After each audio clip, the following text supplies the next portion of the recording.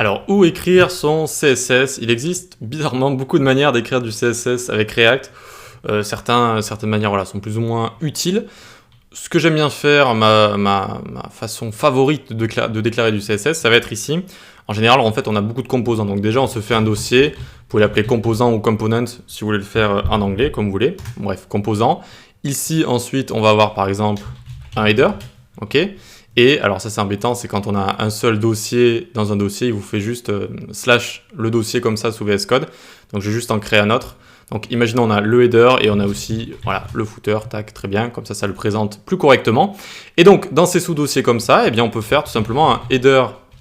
Alors, pourquoi il me le met ici? Je crois que j'ai fait une recherche sans faire exprès. Tac, hop, voilà, un header.css. Et alors ici vous avez une shortcut pour faire ça, c'est Maj Alt P si je dis pas de bêtises. Ah oui c'est ça, c'est CTRL Maj P.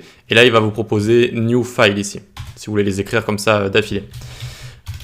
Et là vous faites header.js comme ça. Ok. Et donc vous avez les deux et vous pouvez créer à la fois votre JavaScript, votre composant, etc., votre logique. Et vous avez juste à importer votre header.css dans votre header.js juste ici. Ok, donc je trouve que c'est une des meilleures manières, c'est un peu ce qu'on fait ici avec app.js, hein, c'est juste que c'est pas dans un sous-dossier.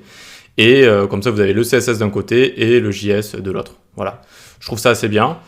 Sinon ce qu'on peut faire, on peut faire du CSS inline aussi. Alors ce que je ne conseille pas, mais c'est possible.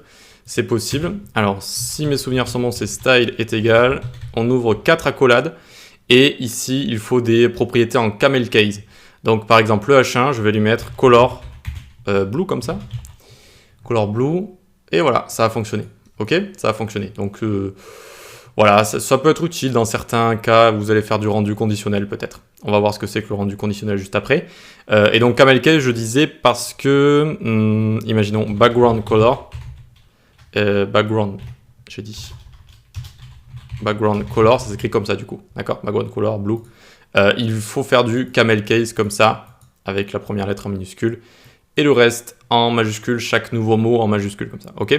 Donc ça, c'est pour le style, rien de plus à vous montrer pour l'instant.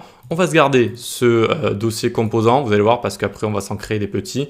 On va se faire, voilà, on va imiter une application de base. Donc on se garde ce dossier composant. Ce qu'on va faire dans la prochaine vidéo, on va voir comment créer un bouton, comment lier un événement et comment exécuter des choses dans un composant une fois qu'on clique dans notre contenu juste ici. Allez, à tout de suite.